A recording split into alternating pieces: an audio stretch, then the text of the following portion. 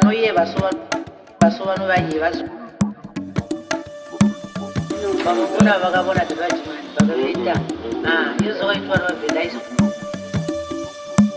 mabhizi vanoviga pezhuru pechiketi kuti oro vanoye vasova novaye vazinove kuenda sozipezhu mazhamuti anovakafuka chitiyopa ndozvinoziriva ndakawana vanhu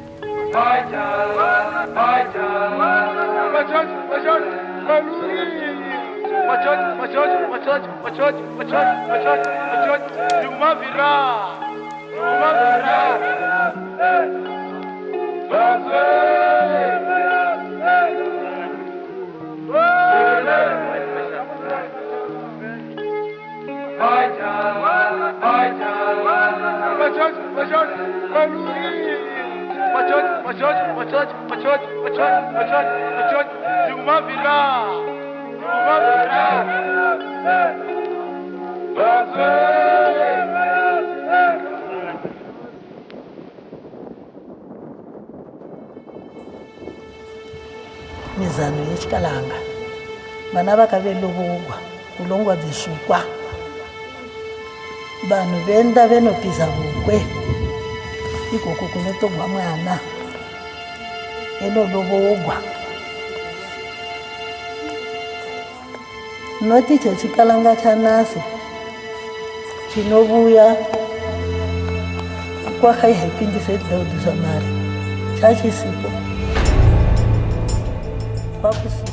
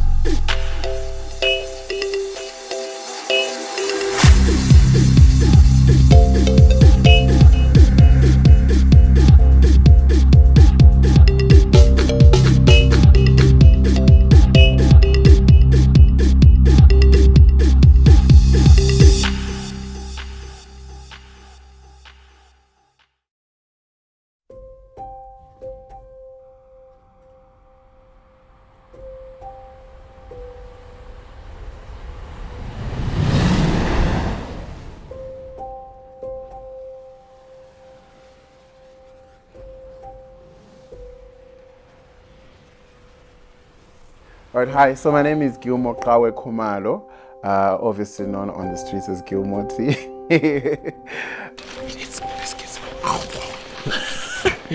I'm the project lead researcher for IWMC Culture, which is basically an initiative that's aiming at just exploring on the different tribal groups that we have in Zimbabwe. So many of us have no idea that we have 16 official languages in the country. In most cases, we just think of Ndebele and Shona and English. So IWMC Culture is basically going to be exploring on not all 16, but 10 ethnic groups, exploring on their decorative ways of their homes, the way they decorate themselves in terms of accessories and the colors that they use when they're making accessories, and also just how they decorate their utensils, like izitsha ngesindebele. That's what basically the project is going to aim to do, but mainly working with fashion designers, because I think we're just trying to find contemporary ways of, capturing our culture, capturing who we are as a people.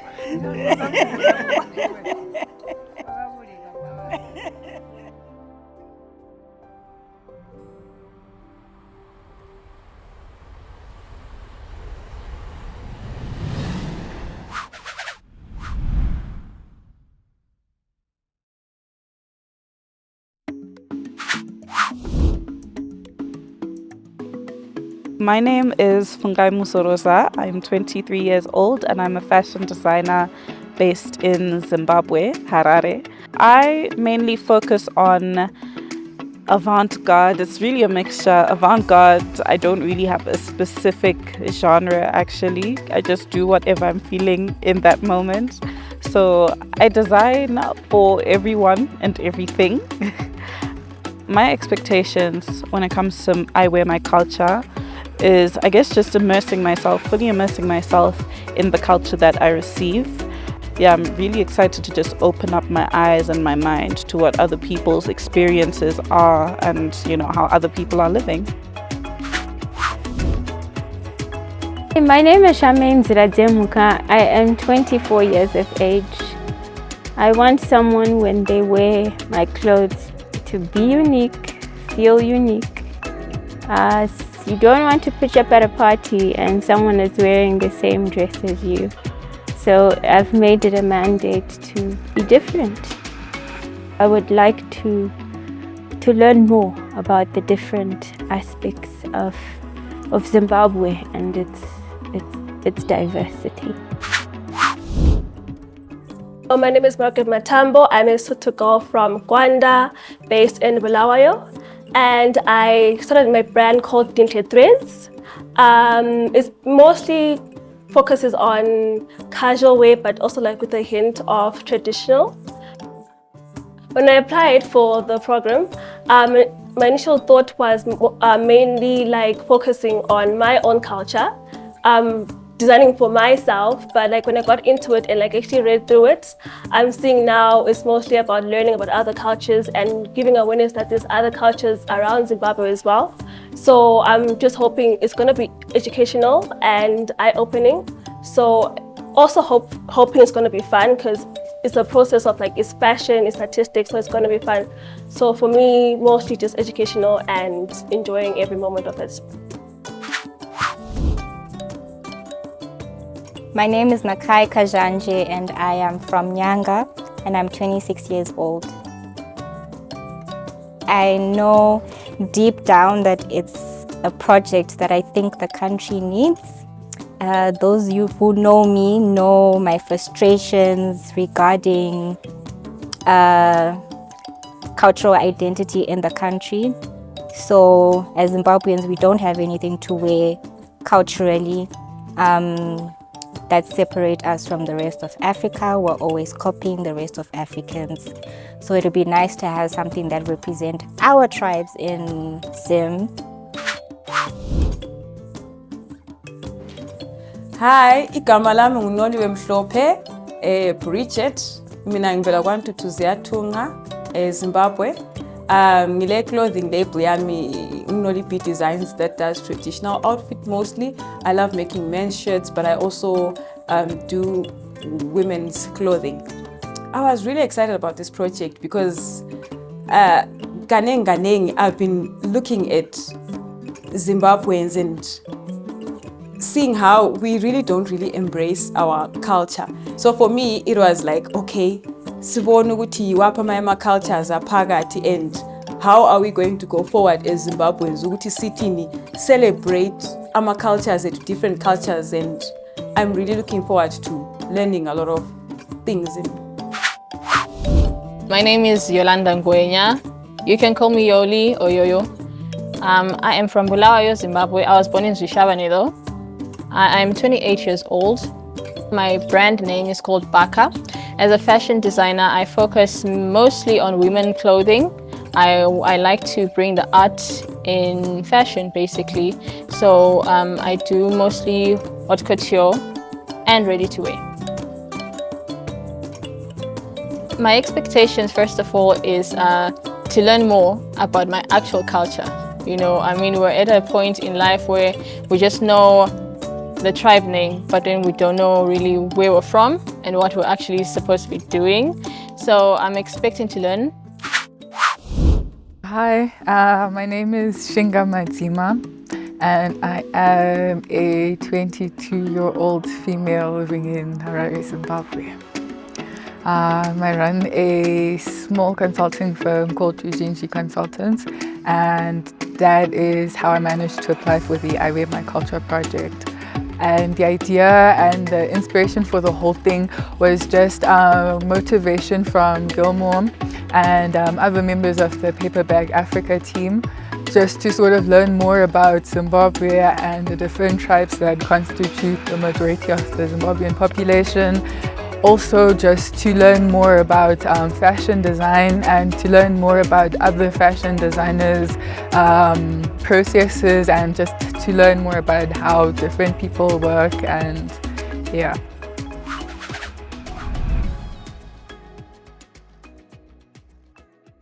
So the first stage that we're going to have is Ubabu Patisanyatu, who's a Zimbabwean historian, having a conversation with these young designers, just talking about, you know, the different groups that we have in Zimbabwe, and also, you know, other people, how they've captured, you know, and archived these different groups before, and also just tools that we're going to use when we're now going into field. So we are going through this process, but the end product or the end of the process will be modeling. I presume you are all the experts in that area, and it's the area where I have very little or zero expertise, but we can work together, because what you will be showcasing is the culture. Whatever it is, that which you wear is culture. Doesn't have to be your culture, no. And especially for Africans, they don't wear their culture. They wear foreign, or what I would term exotic cultures. Our cultures are expressed in various ways. Through our attire, our dress, through our architecture, through our sculpture, through our artistic performance.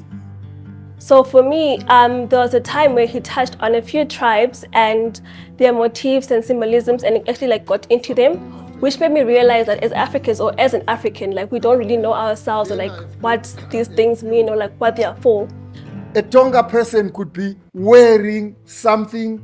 If you look at their stools, you will see as if they've got knees. Well, the Shona stools are like that too.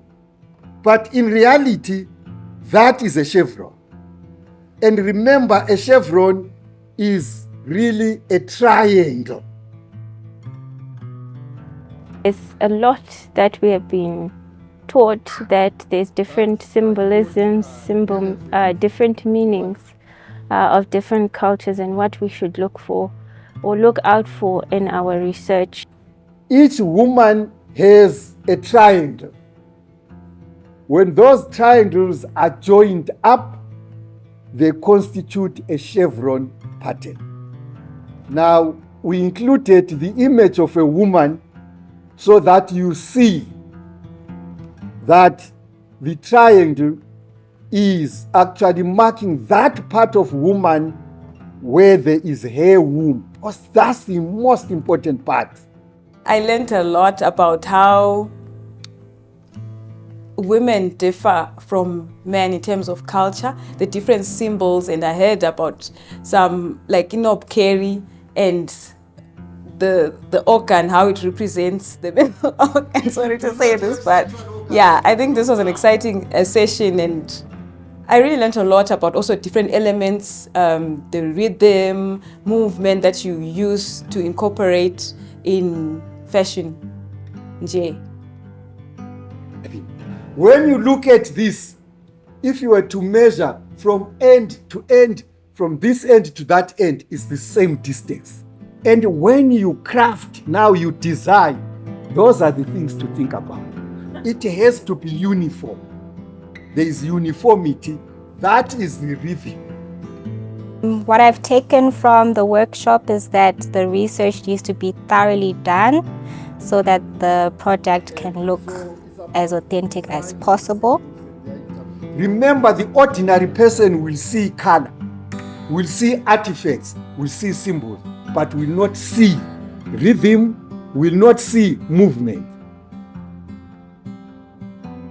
Baba Patisa is a very humble person. Let me just start off with that. I hadn't done quite a lot of research on his professional background before I had started the project and before we went into the meetup with him.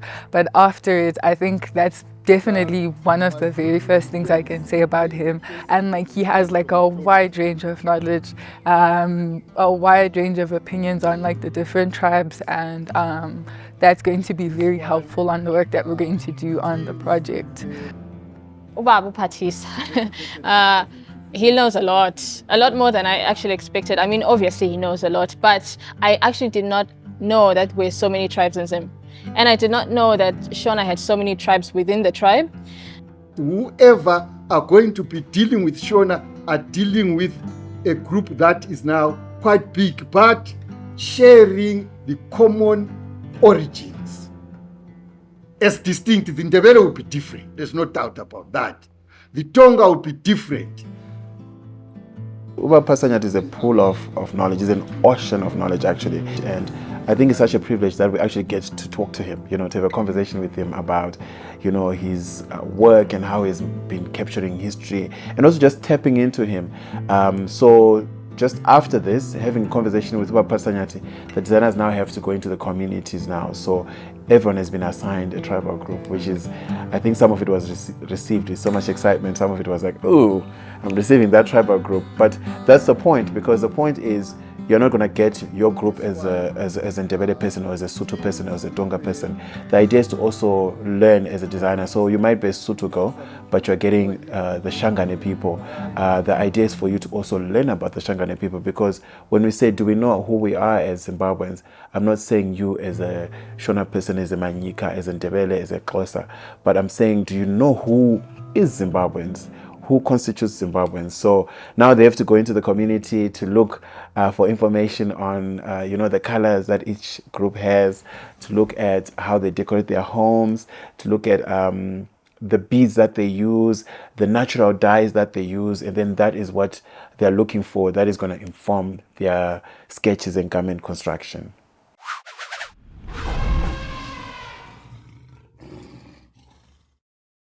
So I was assigned the Ndebele tribe, and I'm really excited because Baba Patisa has just spoken to us, and he is Ndebele. He is there to represent the Ndebele people, and it just makes my life easier, I guess.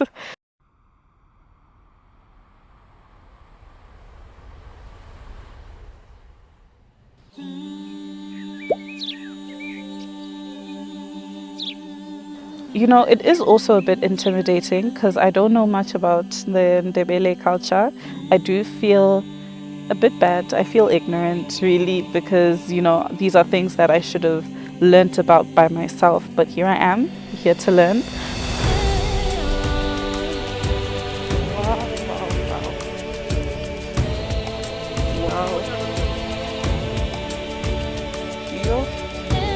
This is So in terms of research, it went quite swiftly because, firstly I had Baba Patisa, and he was already talking about the Ndebele tribe So I got quite a lot of research from there and what he was saying. The most exciting thing there was just seeing how, people live. Not only how people live, but mainly for me, my favorite part was the huts and how they paint their huts and how symmetrical it is, how there's rhythm within the patterns and symmetry. So, again, a lot of pressure to take all of that and put it into my design. But yeah, it was a wonderful experience going to Amagugu.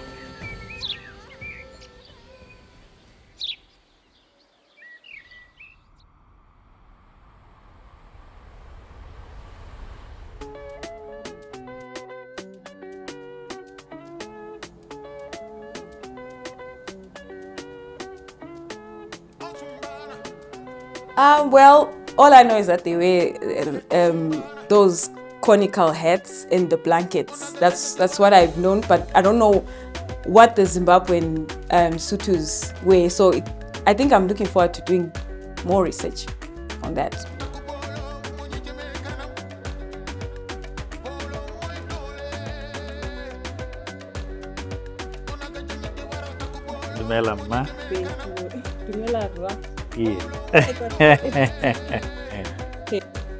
There's still a lot more that needs to be done in terms of research and recording this particular group. There isn't much information out there, but whatever I got, I embraced. What I found interesting was, and controversial still, I'll still go back to it, is that they marry each other. We actually emphasize the issue of marrying within our people. And some people tend to actually talk about us marrying each other as in marrying cousins, but that's not it. We actually marry according to our culture. Why? Because we don't want our wealth to go out. We want it to circulate. So we don't have poor people in Sotho. I think knowledge is power. Knowing what other people are doing and how to also incorporate it into my own designs. Yeah, I would love to learn more. It's always interesting to learn how other people carry themselves out, or how they lived, or what they believe in, or what they represent, and the likes. I've been assigned the Nambian tribe, which I'm kind of anxious, nervous about, because I barely know anything about Nambians. Who are Nambians?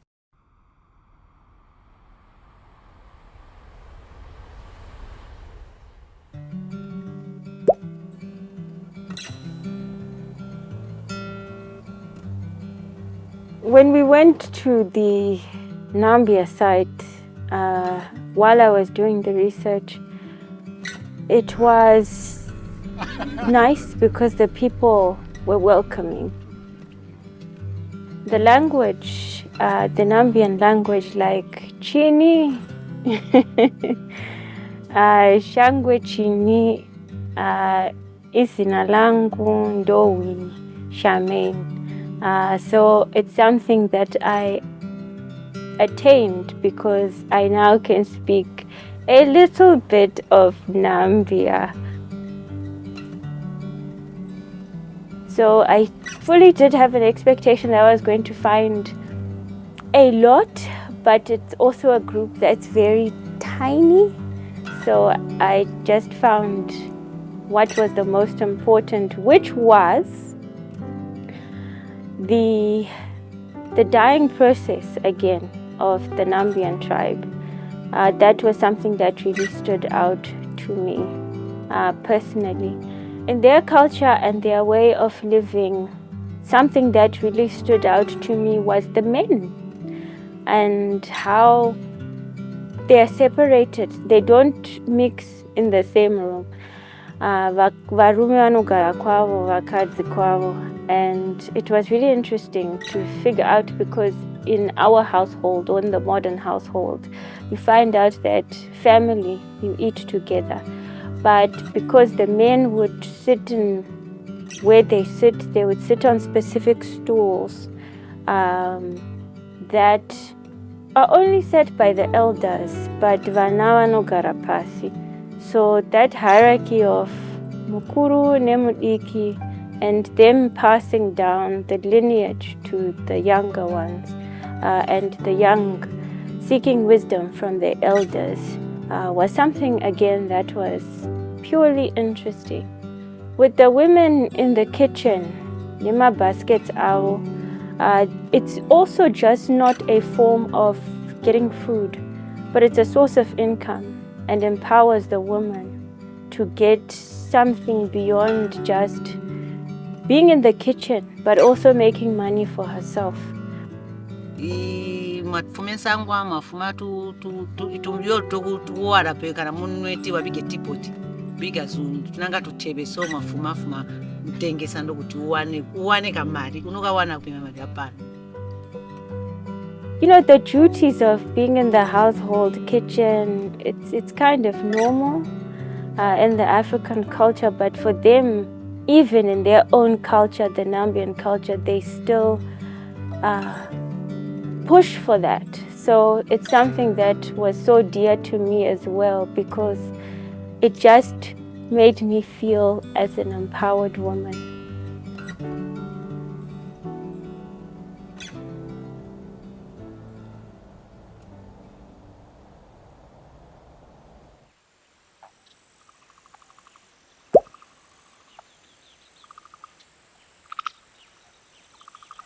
I think I'm looking forward to meeting the people in the village. You hear so much online and you don't know what's true, you don't know what's false. So it's really it's really amazing to meet the actual people from the tribe face to face.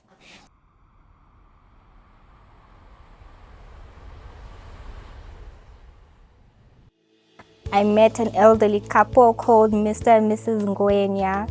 Cute elderly couple. They told us about their history on the Gwembe Valley. Before the dam was constructed, both the Zambia side and the Zimbabwe side were one.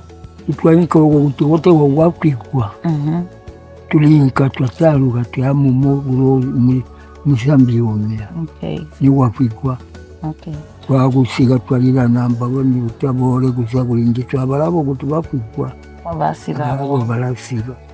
As soon as that dam was constructed, like they were split. They were moved upland where there was no water. So yeah, it did really pain them, the fact that they were detached from the river. What stood out for me was that there's such a gender-balanced culture. Both the women and men get to sit on stools, whereas in other cultures, women have to sit on a mat. They have special music called Ngoma Buntiwe and Chilimba. When they were describing this, they sounded so excited. So I think it's a big thing for them as well. When they were describing what they wore, it seemed so identical. And the only difference I would say is the baobab fiber skirt that the women would wear. They have missing teeth as well. That I found interesting. Plus the nose stick. It's called a chisita. So Mrs. Ngwenya gave me a souvenir. This was one of the ropes that she used as a necklace, but they also wore it around their heads, around their arms as well, and anklets. What do I hold dearly is meeting the people, definitely. They're such warm-hearted people, and yeah, just hearing their story was nice.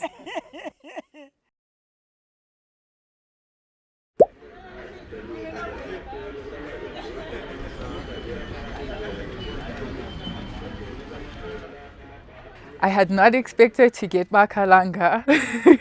I'll be honest, as a Shona person, I was hoping I'd just get away with getting the Shona tribe. But I am very excited to be working on the Kalanga. Just from my own personal background, I don't have a lot of experience or knowledge about ATR and African traditional religion.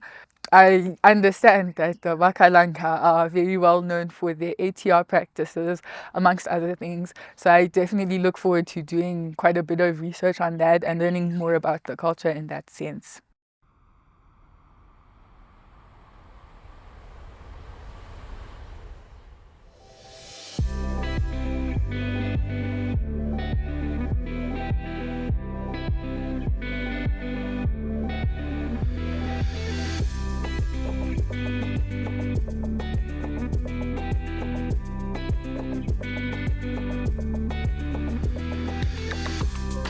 From some of the field research we did in collaboration with our community correspondent Genius, and I learned quite a bit. We had to walk quite a bit of a distance, and I walked barefoot as well. So the first thing I learned was to move around with closed shoes. On a serious note, I did learn quite a bit from the family that we managed to get a chance to speak to. The elder of the family spoke a lot about Kami ruins and just the general tradition and the general practices of the Kalanga. We spoke about like some of the significant colors of the tribe, the black and white worn by the Kalanga for their religious practices and their religious festivals. A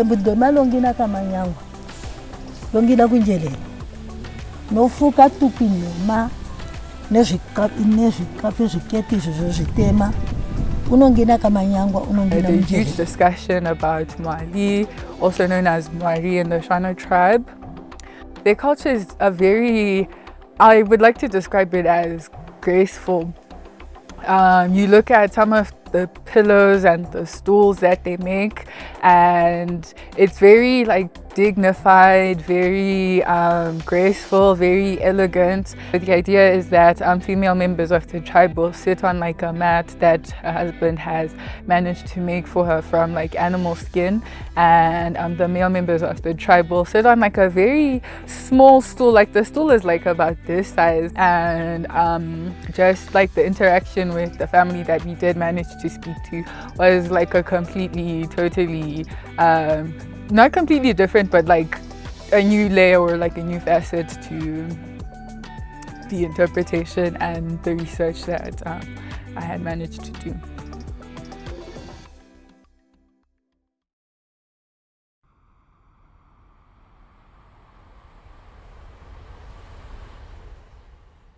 For our field trip, we went to Mashingo Great Zimbabwe Monuments. I didn't meet the Shangani people themselves, but at the same time I feel it also helps to talk to someone who actually spoke with them or like worked with them. The only thing I knew about the Shangani was that they're colorful. Yeah. And I didn't know they were in Zim. I only knew of them outside, so I'm just excited to actually like explore the Shangani people of Zimbabwe. Getting the Shona is a challenge I'm willing to take because I didn't know much about the Shona besides that is Shona. Hopefully I can get more knowledge about the Shona in that it's not just brown.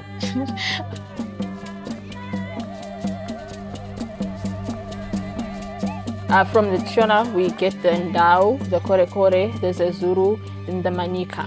But I left the Kalanga aside. They're all coming from Great Zimbabwe, so I think Great Zimbabwe is going to be the place for me.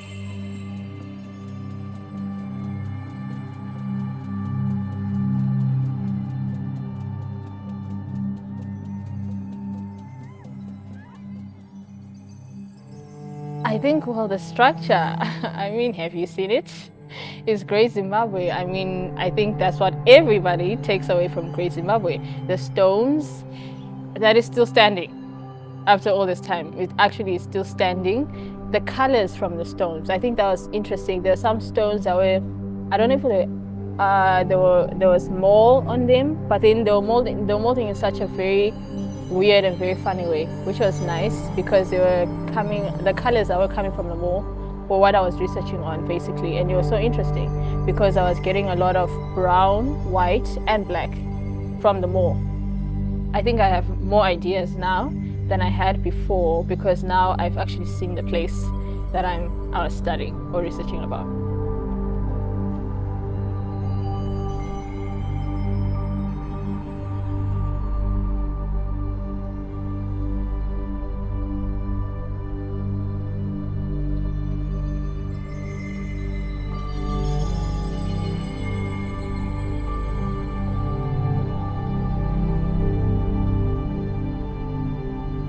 It's quite interesting also how everybody has just captured all this different information by going on field work, doing desktop research, asking different people from these different groups, and their interpretations, to be honest, I think some of them really blew me away. The fact that they used like sustainable fashion, some of them were using mud to dye their clothing, some of them were using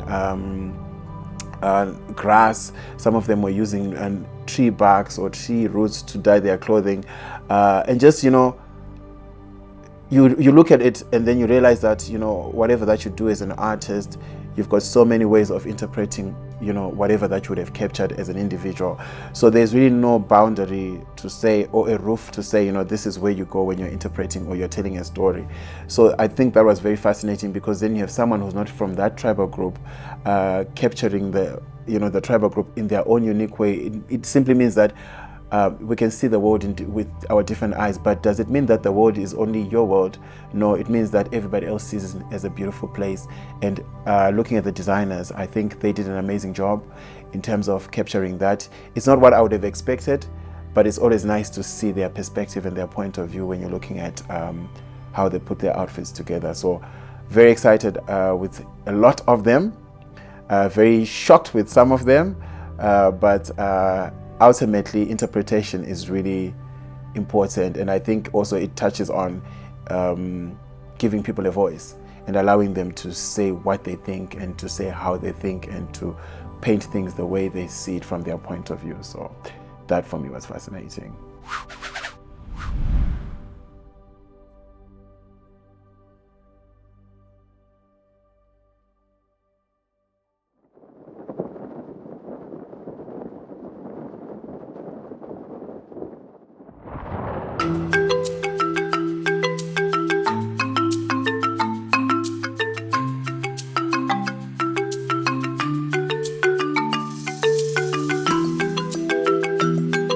I found a lot of things interesting within the Ndebele culture, things that I didn't even know about before. For example, they actually create their own jewelry, and they sustainably create it as well, because they use things such as grass, they use things such as clay. So I do want to incorporate those small elements in my design, as well as them coiling most of their basketry, their jewelry. So I really want to incorporate that by using grass rope and coiling it into my fashion.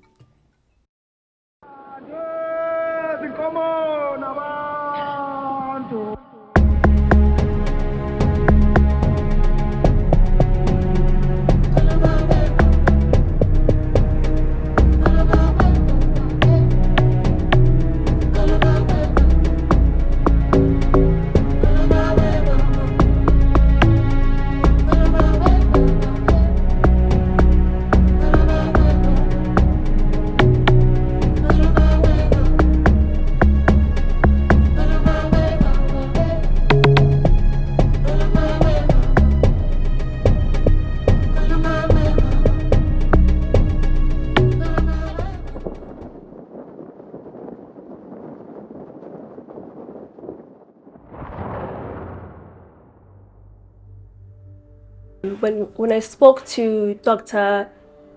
Mukwende, he was just telling me and touching bases on how they identify on their cultural buildings and how they dress. So for me, that was like a highlight of how they live. And from the beginning, they would have like a salpomo fabric, and then it evolves to the woolen, because now you can't really like get the salpomo fabric. So also when you see also for now how other people like also incorporate like the shortages of like fabric, they do also use like old materials and just recycle it to have that flow and that big material, the movement and everything. So elements which I'm really excited about is the fluidity of the skirts. I really want to incorporate the huge size, the flowing, the dancing, the movement. So I want the garments to be really big and just bright. Also the color blocking which they use, I want to put that into my fabrics.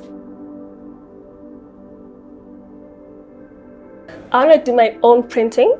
So on the fabric, they used natural fabric like cottons. So I'm going to take all my cottons, I'm going to dye them myself and then print on them. Also to stay true to the normal fabric, which is striped, I'm going to stripe on all the fabrics. And then also because like they've been evolving and some things have changed, the one thing that is like stayed true is their beading and their wirings. So I'm going to incorporate the jewelry part and stick to using the wires and the beading, like heavily beading, because that's what they're known for.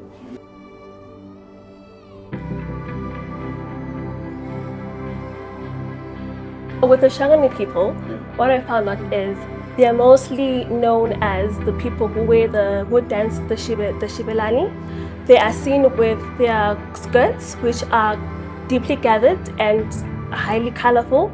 And you see with the hip movements when they move, that's how they say, okay, that's the shibelani, that's the Shangani people. They're always just bright and colorful.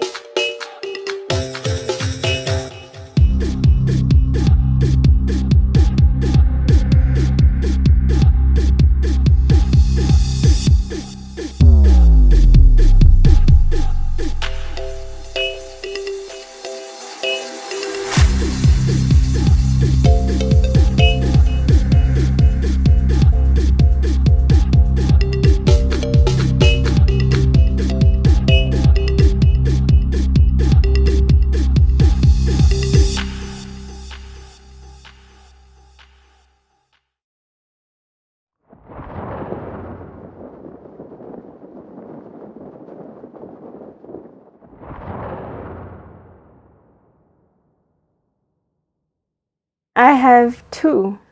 They're two contemporary looks, so one male and one female.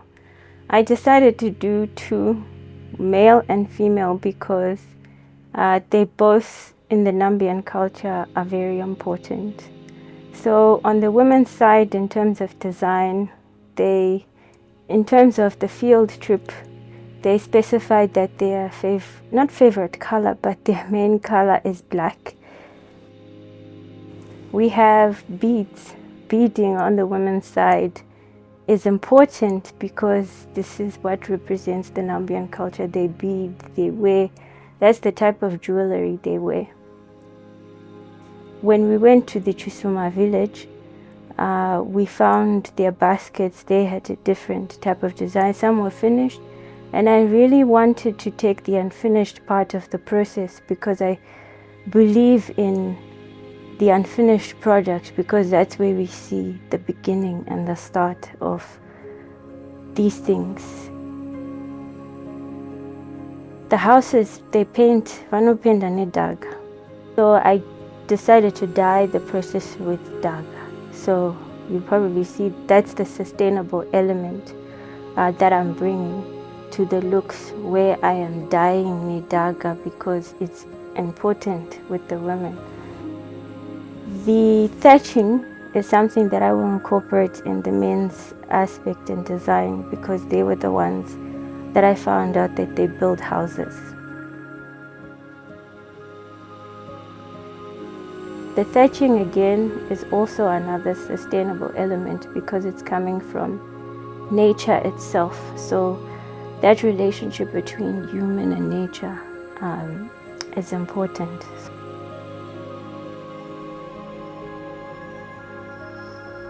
I still going into researching more about what it is, because I still feel that there's more that the Nambian culture has to offer.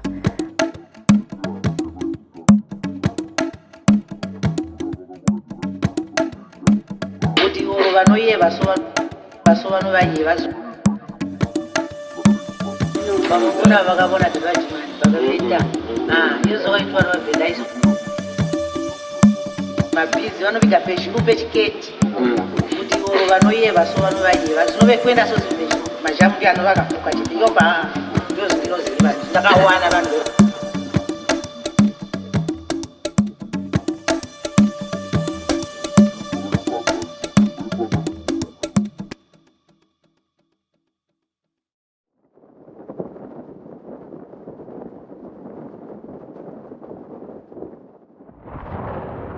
My design inspiration comes from the Zambezi River for the Tonga people.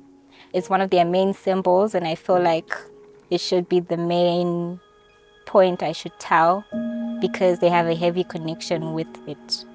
So I'll be taking the color of the water, and I'll be using cotton fabric to then dyeing it blue, and also using triangular shapes as well, because triangles, diamond shapes are also part of their culture as well.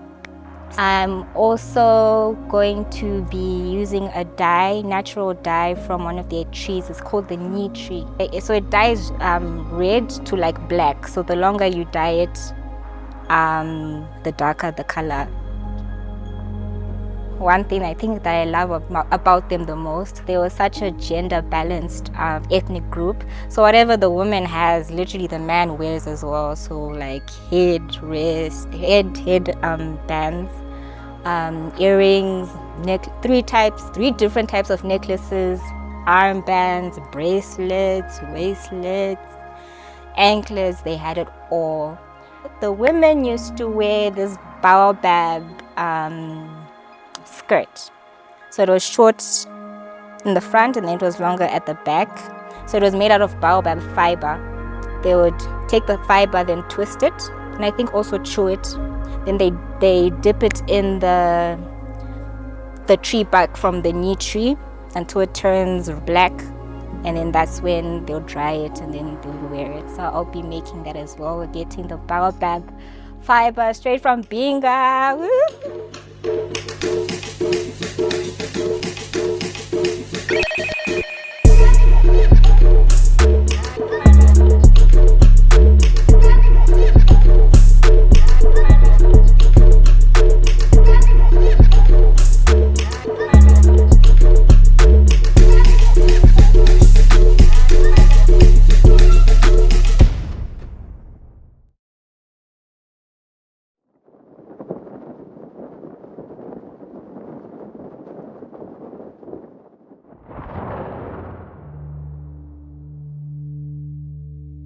What I gathered was that most of the Sothos are found from Lesotho. So they migrated to Zambia, Nambya, and some Zimbabwe. And in Zimbabwe, we find them in the Gwanda areas in Khwali. As they migrated to this side, they lost some of the original Sotho traditional outfits. For example, the famous blanket and the hat. That region from Lesotho is a bit cold, and this side, well, Zimbabwe is a bit warmish compared to that side. So I drew most of my inspiration from the originals, and I took bits and pieces from the research and what Dr. Ompile shared with me. So, and even when it comes to marriage, we don't just marry. Yes, we actually emphasize the issue of marrying within our people. In terms of elements, I used grass because I found out they use grass that side. I mean, grass is universal in these parts of Southern Africa. So that's what I incorporated, and there's a lot of colors there. The pinks, the oranges, they're bright people. Africans are bright people.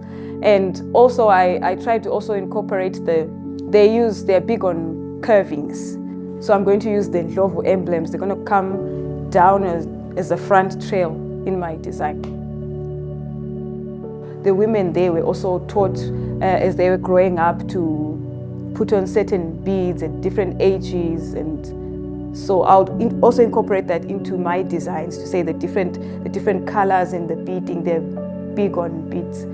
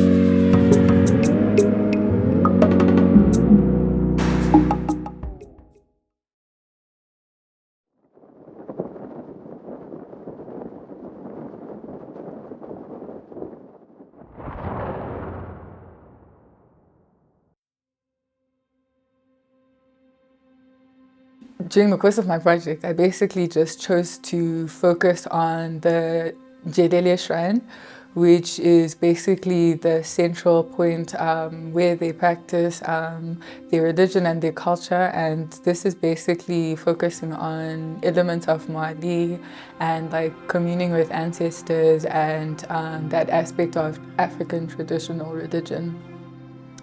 And so the idea is that the Kalanga meet up every year around about August, and they host a rainmaking ceremony during this time of the year. And yeah, that was basically what I decided to focus my research and my findings on.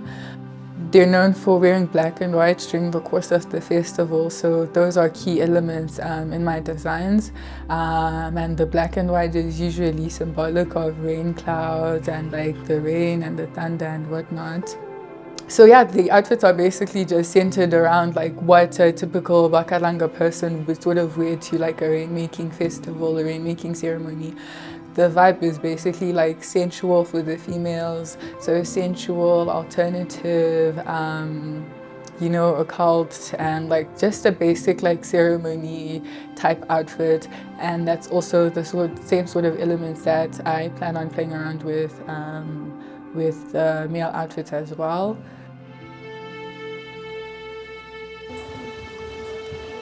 Mizano yechikalanga vana vakaveluvugwa kulongwa dzisukwa vanhu venda venotiza vukwe ikoko kunotogwa mwana enolovogwa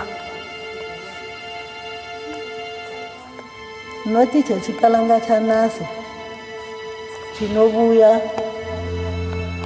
kwakaihaipindiseidzaudisa mari chachisipo kwakusipo munhu wakaenda nopizigwa nevazvadzi vakavasekuru vakatate vakalovana vakakuku kugagwa pasi kulevelekwa kuti mwana unopiya kwakati ndio panotamazana.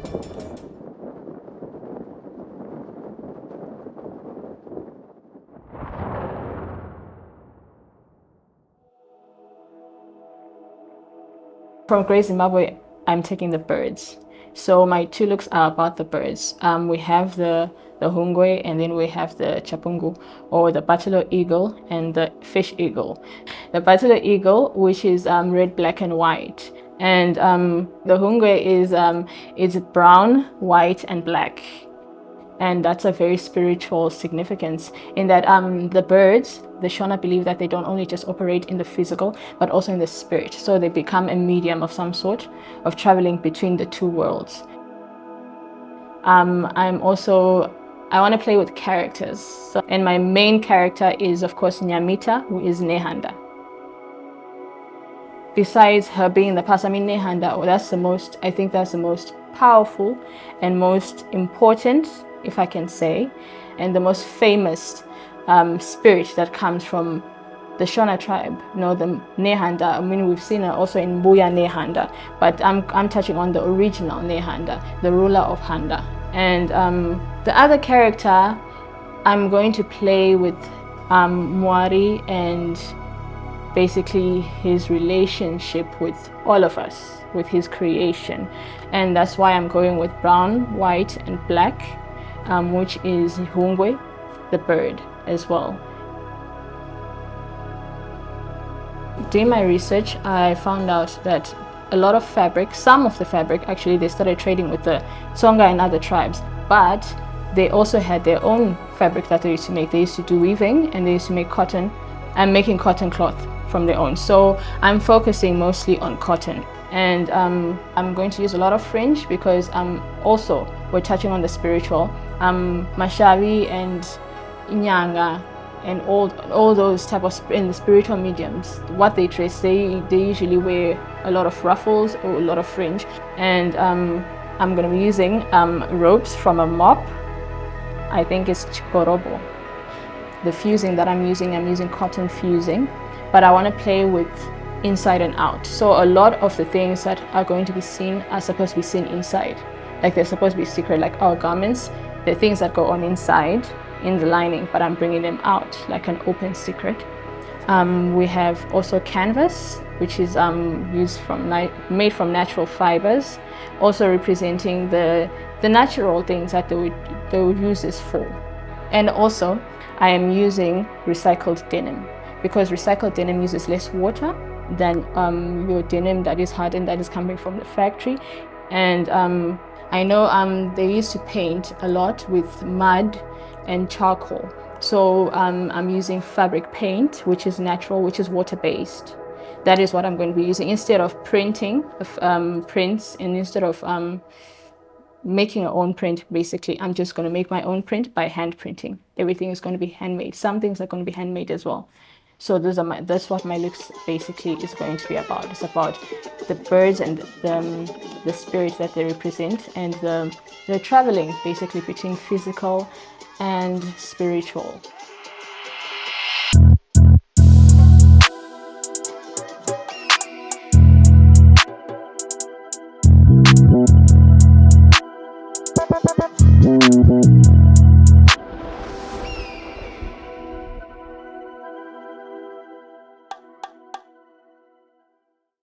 You know, sometimes you have an idea of what you want to do, and why it's called I Wear My Culture is because we want people to wear who they are with pride.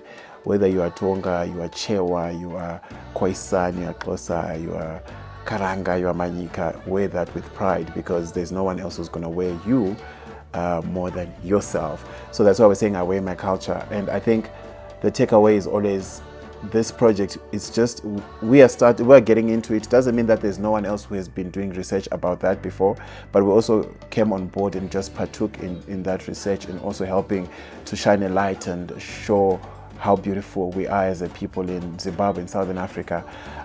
But what we are doing is not going to benefit us at all. Possibly it will benefit, but we're not possibly the last people to yield so much from this project. So my takeaway is always, it's bigger than any one of us. So many people are going to be reached by this project. So many people are going to do more research on the different ethnic groups in Zimbabwe. We started off something which is beautiful, but what's most important is, like, we started off a beautiful thing that is going to help archive our history, our culture, and who we are as a people. And 10 years down the line, 20 years down the line, someone is going to be reading or watching this with pride, and they're going to embrace themselves and be proud of who they are. And I'm glad that the team and I were able to do that. And I would love for more people to do that, because we need to be able to capture who we are, because no one else is going to do that for us.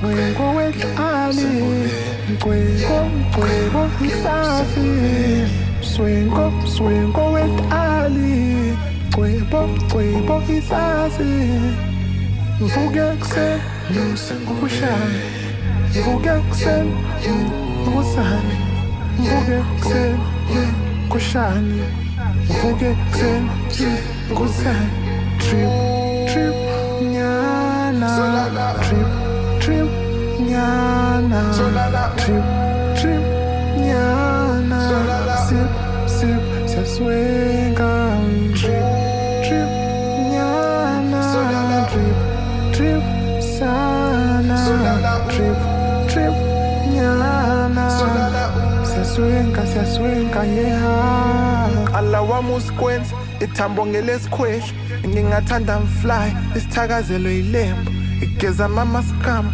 pull up ngesetem umqhele usengubeni sengavuka ngilibhubesi thatha ama-chance buka ngamafastela kuhlanya abaphansi kukhanye ngamakandlela akiphuza mcolo babuthe ngamathambula bafake sikolo babonge ngamachankura solala